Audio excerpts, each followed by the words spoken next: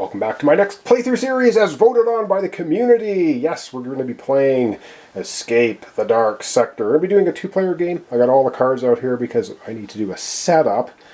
And so I'm just going to very quickly do the setup. We're going to go over how things kind of work. I'm going to be doing a two-player. We got 6 characters we can choose from in the game. So let's just get into the setup. We're going to set up the encounter deck first. And basically in the game there are the base game that comes with 5 bosses. So that's the first card we're going to put down as one of the bosses. Boom, there. We don't know what it is. If we ever get to the boss, we'll encounter him. Okay, the next card. There are 16 of these level 1 sectors, and we take only 4 of them. So replayability, pretty cool. So there's 1, 2, I don't know, 3, and 4. Okay, that's the Sector 1 covered off. Up next is, of course, the Sector 2. And now my battery is dying. Isn't that lovely? So 1, 2, 3, and 4. All right, we're going to come right back. We're going to do the third. We need 4 of those as well. Alright, and carrying on, yes, we need 4 of the 3s as well. And I've got these in the wrong order, of course, so I will fix that. So just because we don't start with the 3s, that would be bad. So 1, 2, 3, and 4. Alright. And then we have a starting card. There are 3 of these, so we'll just pick one of them to start with. And, okay, let me get this organized. So we should have a boss, and then we should have, okay, let's do this way, 1, 2, 3, 4, third levels, sector, the second level, the first level, and our starting card. So this is what we are trying to escape. It will be our storybook that we will be going through. So let me just put that up there, because next we have to choose a couple of characters, and we have Lieutenant Smith, Miller, Tanner, Cook, Taylor, and Abbott. And they have little stats on here, so this is like, he's pretty good with strength, good with wisdom, not so great with cunning, good with cunning. And so we kind of want, if we're going to do 2 characters, we kind of want a couple that augment each other, so that if someone has really high cunning and really low wisdom, then we want someone with higher wisdom and maybe strength. So or we can just do it randomly, which could lead to all kinds of problems. Let's just go ahead and pick the first one randomly, and then we'll pick a one that's going to complement. So number 4, 1, 2, 3, 4. So we will be playing with Lieutenant Tanner, who's really good at wisdom, pretty good cunning, and pretty bad for strength. So let's find somebody who's got a really good strength, which would be Smith or Cook. Let's go with Smith. Smith's got good strength. Although, hang on now. Let's maybe go with Cook. Yeah, let's go with Cook, because if we look at these 2 characters and their stats, we've got good strength with Cook, poor with Tanner. We have both basically the same amount of cunning, and poor wisdom for Cook, but high wisdom for Tanner. So these are going to be our 2 characters we play with. The other one's back in the box. Alright, we have some more character setup to do. So let's figure out what we want to do with them. They both get 1 augment to choose. So they just get 1. We get to pick what it is. So we have a combat protocol. We have a weak point analysis. We have a neural override. We have enhanced reflexes. We have an auto cortex and advanced targeting. I think we're for Cook, because he's kind of the fighter with strength ability. Once per round in close combat, you can re-roll your crew die and choose which result to apply. We're going to give him the combat protocol. So that's what he has for an augment.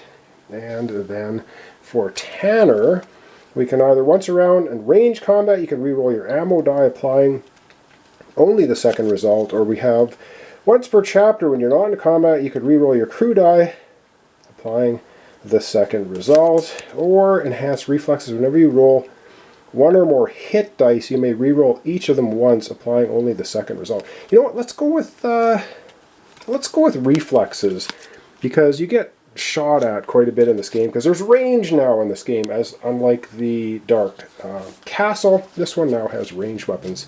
So these other augments we're not going to worry about. So that's our basic setup. We have dice for these guys, specific dice. So Lieutenant Cook has his die, and we have Tanner has her own special die. So they're special die for them, so that's going to be her die, it's going to be Cook's die. Alright, a little bit more things to look at, and then we're going to get into our opening and maybe our first encounter. Alright, you'll notice there's a whole pile of dice in the game. We have energy weapon dice, which have 3 hit symbol, or actually 4 hit symbols, a critical hit symbol and a blank, and we have slug dice, which are the same thing, slug thrower devices. We have explosion dice. These dice, of course, are for the other characters. And we have these combat dice, which we'll see how they work when we play the game. They're 50-50 hit. And we have the chapter dice, which are very similar to the Dark Castle. They just have the sides, and we'll see when we get into the encounters how that works. All right, we have a couple of tactical cards that go with us on our escaping of the Dark Sector. We have the Activate the Medical Drone. You can put your crew dice on here at the end of the round, gain 1 hit point, turn this card over. So only once per encounter or chapter card can you use the medical drone, but that's available to us. And we also have the flank ability now. Place a crew die here and roll this die. So one character can run into a flank position, and then in the next flank round, which is a bonus round after the combat round, you get to do a flank attack, and then you flip it over because you can only do the flanking once. And then we look at our symbols. So we have Might, Cunning, Wisdom. Roll the chapter die for each crew. That's the ranged attack. This is a melee attack. This is blocking and close combat. And this is how many cards you draw after combat. And rules to remember. So I'm not going to read through these, but there's just little extra rules to remember. So I'll keep that kind of handy. And then we have close combat actions. You can fight, or if you're not going to be fighting directly, you can reload, activate one of the drone, activate your medical drone. You can trade. Actually, you can trade during combat. And you can take cover, which means you're just not doing anything. You're just cowering in the dark. Flank attacks. If you're shooting from flank, you could get to remove +1 die, and you don't take any hit in retaliation, so you don't roll this die with your flank attack. And the same thing with flank fighting, melee. If you are in ranged attack or ranged combat, I guess we should look at that. Ranged combat actions are shoot or flank. Flank shot, 1 extra damage. I mean, you can only take 1 damage from doing a flank shot is what it means when you're running into flank. And then you can reload, activate drone, trade, take cover. So those are basically what you can do. And then we have a couple of cards. We have mission failed, mission accomplished. We read those at the end. We're probably going to fail. I don't know, maybe I shouldn't say it. We might not. And each crew member starts with 12 health. And so what I'm going to do for their health is I am going to use these funky orange liar's dice to track their hit points. There's these little pads that you're supposed to write with a pencil, and I find them really finicky. It's just way easier to use dice to track health. If any one character goes to 0 health, you lose, and that's just the way it is. Okay, I think with our 2 characters, we're pretty much ready to go. I may rearrange things a little bit here, and we're going to start. I guess we should probably look in the book a little bit. There's some tells you basically how the story unfolds. So Escape the Dark Sector is played over 3 acts, each with a distinct story, atmosphere, and level of difficulty. So Act 1, the first blip cards, are the detention level. I'm not going to read through that. You can read if you want, and then Act 2 cards are Heart of the Station, and then the Act 3 is the Forgotten Zones, and then, of course, there's a boss fight at the end to escape. So, yeah, let's get into it. All right, I'm going to rearrange things, and we're going to flip our first card. All right, so we're going to begin. So turn over to begin. So this is one of 3 cards that can begin. Of course, we get the expansions. I think you get extra beginning cards, extra bosses, and extra encounter cards as well. So if you get them all you have a pile of replayability. And I should mention, also, I'm going to use this bead. You have to decide who is going to be the player that basically enters the next zone, because there are specific things that happen to you. It'll say you on the card, and that means the character that's in the lead. So we have to remember to do, well, I have to remember to do that as well when we go into the next thing. So let's flip this card over and have a look at it. All right, so we just look at the image, of course, all black and white. Really cool, I like it. Some people hate the imagery or the black and white here. I think it's really kind of like fighting fantasy, old games. Really cool. Let's take a look. It says, having finally deactivated the Briggs containment field, you head directly for your ship's last known location. In your haste, you stray off course, marching right into a dead end. Put one additional Act 3 card at random on top of the boss card now. Ha, come on! So we get an extra 3-level card on top of the boss card. All is not lost. You appear to have located a forgotten storage facility. For each crew member, draw a starting weapon and an item card.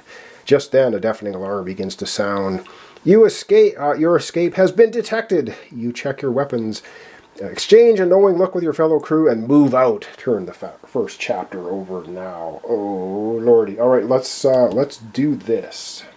All right, so we have to grab a level 3 card, a random one, which I will just randomly grab off the pile over here, and we have to put it on top of the boss card in the stack. So we get an extra one. Oh, joy! However, we do end up getting, and I think I'm going to have to move some characters around a little bit here. I'm going to move Cook over here. And for our first encounter, we're going to have Cook going in first. I think I might move Tanner. Sorry, I should have done this off screen to get things organized, but I just want to have room here for stuff. And I'm going to have to get out the dice tray, because we can have 4 items, 4 small items each. And so, to begin, we are going to go ahead. Well, let's get rid of this card because we're doing it. So we get a starting item. There are 4 starting items from the base game. They're basically guns, which is good. So we get that. So for Cook, we get a slug pistol. And how these work, it's got a 1 ammo on it, 1 fire rate. It's going to get fully loaded, so it gets the 1 ammo put on it, and the other one is a ray gun. So our Lieutenant Tanner gets a ray gun, and it gets 1 of the energy die ammo is put on it. So they got pistols. The other 2 just go away. And they each get an item. Here's our item deck. So 1 item. This is good. Actually a pretty good start. But we've got that extra card. Oh, that can probably come back and chew us a new one. So let's hope we get some good items. Alright, the item that Cook ends up getting is expired meds. Discard to restore 2 hit points to your crew member. Ooh. Okay, and yes, we need hit points to stay alive. And for Tanner, she finds a force field ring. When you would lose any amount of hit points, discard to lose none. Okay, so things that might keep us alive a little bit longer. And that's our opening card. We've escaped the brig, turned the force field off, and now we're running. And of course, now we have our first encounter, so let's figure out what it is. Alright, so we've left the storeroom. Now let's see what we've got. Oh dear. So, a wrong turn leads you right into the guard barracks, row upon row of slumbering security guard personnel. Fortunately for you, a lone guard is on watch. She sees you, you both freeze. You must make a choice. Well, we can run. You roll for cover and sprint into the darkness, but the guard gets off 1 shot before you vanish. You must roll a hit die. You can steal and run. You swipe something from the nearest berth, then run for it. You must roll 2 hit dice, then draw an item card. I think we're early on. Of course, our Cook was in the lead. Darn it, we should have had her go because she has the reroll. But you know what? We're going to have Cook roll 2 dice, and she's going to swipe an item as we get out of here. That's what we're going to do. So we roll these ones. And you can see here on the card the little bullseye symbol here. That means for each bullseye we roll on here, we're going to take 1 damage. Well, Cook's going to take 1 damage. But remember, she's got the stim pack she can heal too. So, and we get to swipe an item. So let's hope we get some blanks on here. And we do not. So this guard pings her twice. So we go from 12 health down to 10 health. Alright, so I'm just adjusting the dice over here, or of course where you can't see them. But we do get to swipe an item. Awesome. So let's get rid of this card, and we get to swipe an item. Alright, so we ran into the guards, but we do get to swipe an item, and off the top of the deck we get, oh yes, a pulse rifle. Ranged weapon.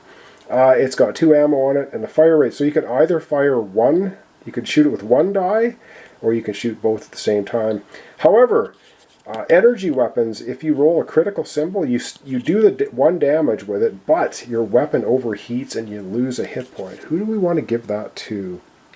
Let's give that to, you know what, we're going to give it to Tanner. She's got the ray gun, and now she has a pulse rifle. And because they're landscape cards, they take up 2 of your 4 inventory slots. So basically, she has no more room for inventory, but she does get 2 of the energy dice to go on. So she has a fully loaded ray gun, a fully loaded pulse rifle. She's got a ring of protection, basically a force field ring. And now we've got the stim pack for our character. You know what? She might as well go ahead and use it right now. So she took 2 damage. She's going to go ahead, and we're in between chapters, so you can actually trade items in between chapters. You can reload once in between chapters, and you can also use items in between chapters. So we're going to go ahead and use the expired meds. Expired, lovely. Discard, restore 2 hit points to your crew member. So boom, we discard that. And we are going to go from our 10 health right back to full health. So we swiped a pulse rifle. We took a couple of shots from the 1 guard. But we're good to go. And I think, in the essence of doing the introduction and everything, we're going to leave it off there for today. I know it's pretty short, but gives you a good idea of how things are happening. We're going to get into some range combat, I guarantee you, coming up. So we'll see how that works in the next episode. So once again, as voted on my channel, in the community section on my YouTube page here, I did a vote for this month, for May. I'll be doing another one at the end of this month for a game to play next month. You get a chance to vote on a game that you'd like to see me play. Alright, so thanks so much for watching along. Thanks for comments, subscriptions, likes. This is Escape the Dark Sector. We're just playing the base game with 2 players. And we're trying to get out of here. We got an extra level 3 card in here now, which was not good. But we did get a couple extra items. We have a pulse rifle now. I'm feeling okay. But this game, yeah, if you've watched my playthroughs, I did a couple of them of Escape the Dark Castle. You know how brutal this game can be. So let's have some fun with this one. And thanks for watching along. Hope to see you tomorrow for the continuation.